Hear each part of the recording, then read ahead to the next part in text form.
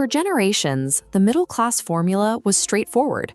Work hard, save a portion of your income, and eventually own your life free and clear. This chart shows how that original formula was quietly replaced. It tracks total consumer debt, which has reached a scale that renders the old model of saving for the future mathematically impossible for most families. Maintaining the visual appearance of a middle-class lifestyle has become the primary goal for many, often at the expense of actual wealth. The result is a population that looks prosperous on the surface, but no longer owns the homes they sleep in or the cars they drive.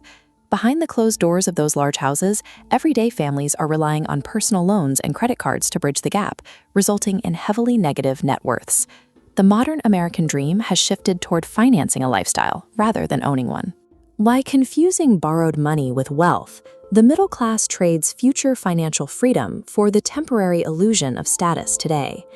To understand how this happened, we have to examine the way credit scores are marketed to the public. We are taught that an excellent score is a badge of financial health, a sign that you have made it. In reality, a standard credit score tells you nothing about net worth. It simply measures how reliable you are at paying interest to banking institutions. The higher your score, the more predictably you deliver a portion of your paycheck straight to a lender. It is a precise metric of your profitability to the system. In this system, the individual acts as a source of recurring revenue for a multi-billion-dollar banking industry.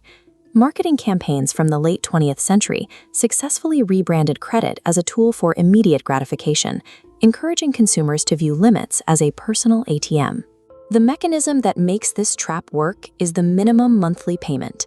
It's mathematically designed to keep you in good standing while ensuring the principal balance barely shrinks. These minimums provide just enough monthly cash flow for families to stay afloat, while the underlying debt persists for decades. This creates a mandatory requirement to return to work every Monday just to service the interest. When you finance a lifestyle this way, you are taking your future hours of human labor and selling them to banks today. The middle class has entered a normalized, perpetual cycle built entirely on their own debt. The top 1% use the exact same financial tool, but they use it to acquire income-producing assets, like real estate and businesses, that pay for themselves over time. The middle class, by contrast, is conditioned to use debt to acquire depreciating liabilities, vacations, luxury goods, and expensive cars. Mathematically, this is a fatal error. They are financing objects that lose value the very second the transaction is complete. The core difference in class wealth comes down to behavior. The middle class is paying interest for the privilege of losing money. This system is now colliding with a harsh macroeconomic reality. In many sectors, the cost of living is rising twice as fast as median wages. Credit cards are no longer just for luxury upgrades. They are being used to bridge the gap at the grocery store, financing the most basic requirements for survival. Look at the sheer scale of this fragility. Millions of households are maintaining the facade of success on borrowed time. This entire system relies on a continuous, uninterrupted flow of individual wages to service the mounting interest.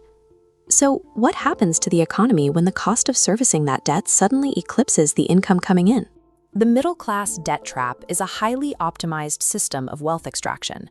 The major asset managers dominating the global market share a specific operating strategy. They do not risk their own capital to maintain control over corporate America. Instead, millions of individual 401k retirement contributions are funneled together into three massive centralized pools.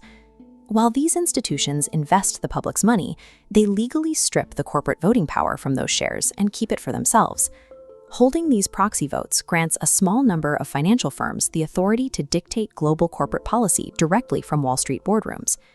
These institutions use the public's own retirement funds to vote for policies that maximize institutional dividends while deliberately suppressing the wages of the people providing the capital. This forces the middle class to finance a depreciating quality of life, borrowing back the very wealth they helped generate.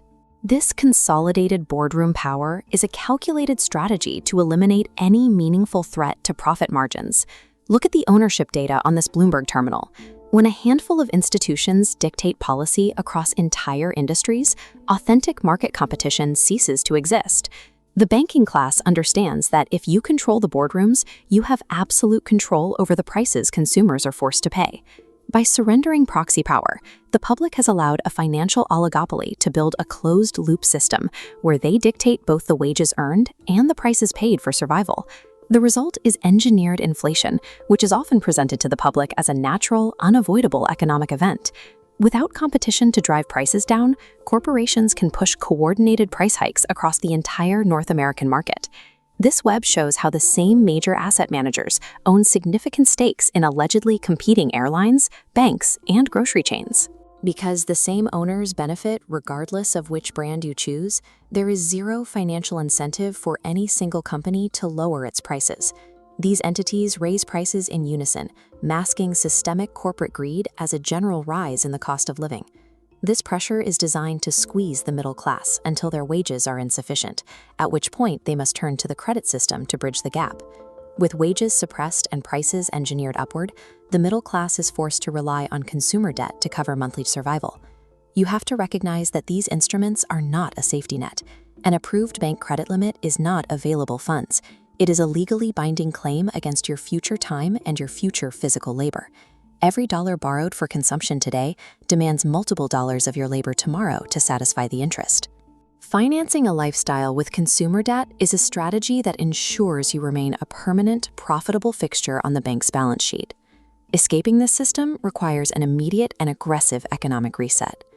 The first step is the total elimination of all high-interest consumer debt. Look at this chart.